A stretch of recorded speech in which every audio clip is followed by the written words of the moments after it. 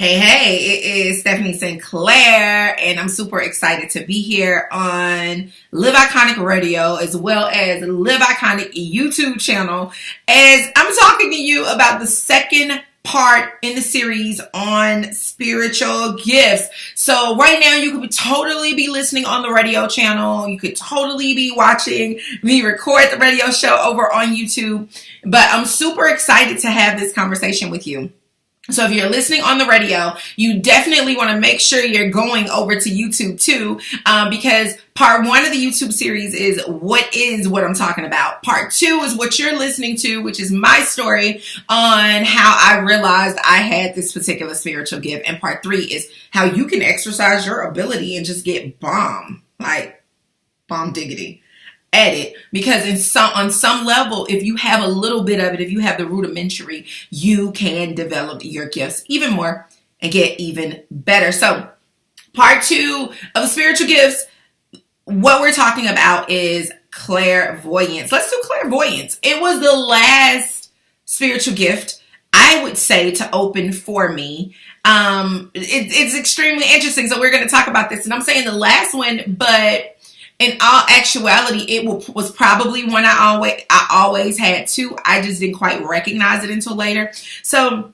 just for the sake of the radio, just in case you haven't seen the what is part yet, just a quick thing is clairvoyance is clear seeing. Clear seeing. So this could be your spiritual gift. You could be able to see things that's going to come to pass. You could be able to see things that happened that's happening in the future, or things that happened in the past, or things that's happening in the present. Or you may be able to see spirits that have passed on. You may be able to see angels. Like you may be able to see. And so that's what it's clear seeing. And so on part one of the second part of this series, I talked about over on YouTube. I went into a little bit more detail of what it is. So you might want to catch that. So I really wanted to talk about, for me personally, what it looks like. Just like with clairaudience, like I said, this was probably the last one to open up for me, or the last one I was conscious of. And now it's more so opening up. It was the last one to open up for me to hear from spirit. Let's say that. The best way I can say, and I think this one is the hardest to describe, the best way I can describe clairvoyance and what it looks like for me, it's a couple of ways and a couple of things going on. First of all, it's like using your imagination with your eyes open. So you almost think you imagined whatever it was you saw. So an example was a couple of weeks ago, I was doing a medium reading for a beautiful young lady, and literally I saw a man, her father, with a black leather jacket on. I couldn't see, it didn't look like he was standing in front of me like I could touch him, but it was shown to me like a picture or a movie of him standing on the side of a house with a black jacket on. So it was shown to me, but it's quick. It's literally like it doesn't just stay there forever, right? But I could clearly see it. It was shown to me. Or when I needed to say the word 5, like I was being shown the word 5 typed out, F-I-V-E, and it looked like it was typed out.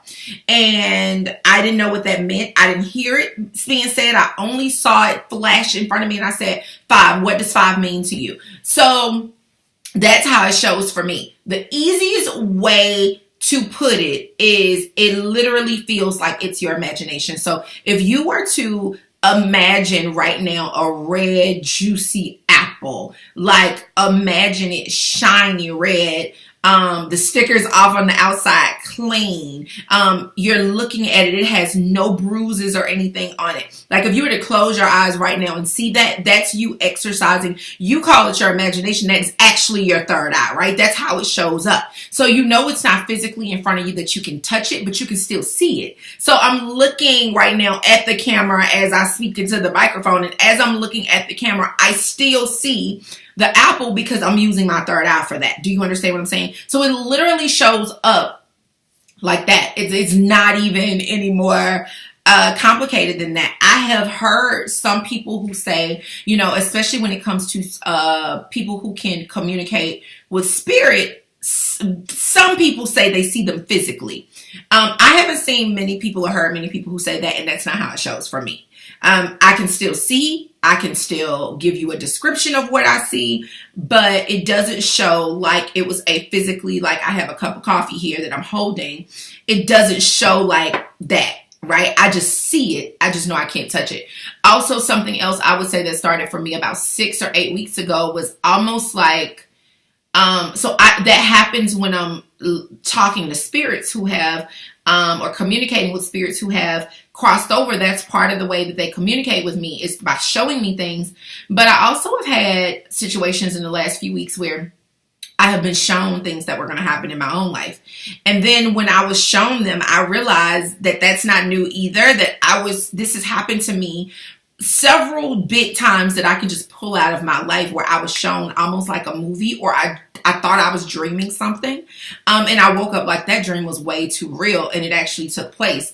And so the last time I would say that happened, in a big way, was about 6 weeks ago, when I was shown some things that was happening like in my life, and I didn't understand it. And the next day I woke up and I found out exactly what was happening. And I was like, oh my God, this is the vision I was shown yesterday. But it's literally has been starting to be shown to me like a movie. Like, I was wide awake and I was having a conversation. And while I'm having a conversation, I see something going on, like in my third. I was almost like, I don't know if you guys remember That's So Raven, right? It was almost like that. So weird. It was like I was doing something, and to me, I was talking on the phone actually. To me, it felt like time stopped. And then I started having this whole conversation and talking to my spirit guide, like right there. And it felt like it lasted 10 or 15 minutes. It couldn't have, though. Like in real life, it probably was a few seconds. Because when it was done, I went back to my conversation. I asked the person, I'm like, did I just pause and talking to you? And they're like, no, you were still talking. So that's how it shows. It just shows like movies. The base for me, or movies or pictures or words that flash in front of me. That's how it shows for me. And when I'm reading for other people, for the spirits who have deceased, it's not long movies like how it was for me about my life. It felt like 10 or 15 minutes. Literally, if those who have crossed over, spirits who have crossed over, show it to me, it's so quick. I have to be able to put the pieces together with the other gifts that I have. So like if you've watched part 1, you know that I talked about having clairaudience. So I'll put what I see along with what I hear and try to put a story together, or either I'll just say, I'm seeing this. What does this mean? So for me, that's how it shows. And I think that the first time that I can tell you, the first time that I consciously remember seeing things is I probably was in the 1st or 2nd grade. I would say the 2nd. And we had just moved to a new home, and it's when I started sleeping with my bedroom door closed, because it's nighttime. I can see in the hallway, and I saw a woman, and I couldn't see her face, but I knew she had long hair. And I'm like staring into space now, because I'm like recalling the memory. And she had on like a long white gown, but not like an angelic gown, like a regular gown, like somebody would wear to go to sleep. And I remember thinking that the lady who used to live in the house, like, I was like, oh my God, her ghost is in here. Because remember, guys, I was raised traditionally in church, and you don't see things, and you're not taught about spirit guides. It's either God or it's not God. And we're not going to go into that today. But, so I instantly thought it was a ghost, and I was fearful, and I didn't have anyone to teach me anything else. So that's the first time that I can recall seeing her. And it wasn't until she followed me, for years, that I realized, like, it couldn't have just been the lady. She's connected to me somehow, because I see her so much, and she's definitely one of my spirit guides, right? So that's the first time I can recall seeing something, like actually seeing something that wasn't there in the physical. I've had it happen other times while I was driving, and I thought I saw somebody in the middle of the road. I've had those occasions. And then I would say that I would definitely say it would be my weakest. Maybe I shouldn't say that, but if I had to put them in order, it would probably be the last or second to the last of the 4 that I'm going to talk about, only because it doesn't come first. The first thing that comes for me always is probably clairaudience, and then the one I'm going to talk about next. And then I would say this one. So for me, unless I was consciously focused in. So let me give you an example because I'm finding it hard to explain this. If I don't clear my mind on a regular basis, if I don't take time for me, self-care, meditate, pray, just completely clear my mind of all worries and what's going on in my life, this particular gift doesn't work for me as strongly as some other ones. So like I'm also claircognizant, which I'm going to talk about next. When I'm claircognizant, that works for me. I could be exhausted and claircognizant is there.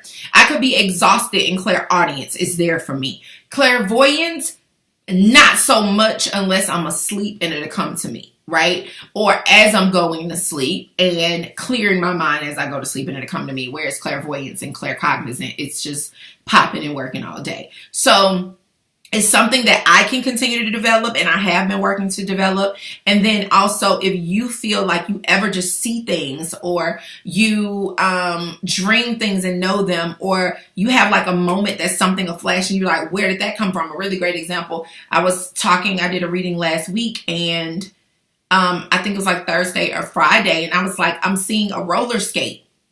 I didn't know what to call it because I don't skate like at all.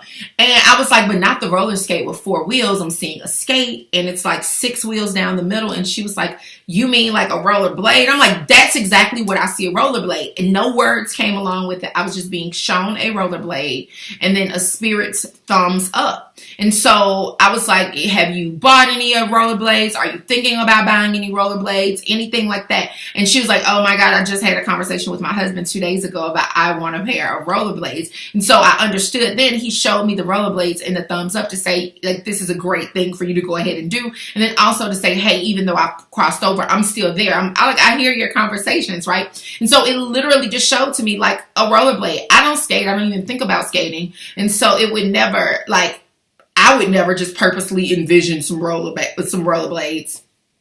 So that's how it show up in the easiest way to explain to you what it looks like for me. It just looks like something that happened with my imagination. And as quick as it was there, it was gone. And either you're not going to pay attention to it or you are. And part of the reason that I say it could have been something that was already there is because it's very much one of those things that you have to be very present to pay attention to. If you are not very present, which is why I said about clearing your mind and meditation and things, if you aren't present, you could easily overlook something just be showing to you and you just think your imagination is going wild. And that's what people will tell you. I want you to realize that imagination is how everything starts. It's the seeing something for yourself is the beginning of how you can get it for yourself. In order to see it for yourself, to actually see it, you have to imagine it there first. When you imagine it there first, you are putting the form out into the world. You're putting the energy out into the world. So the imagination is everything. And one thing that kind of bothers me is when parents try to smother the imagination of their children, tell them they don't see anything. Oh, you're just imagining that.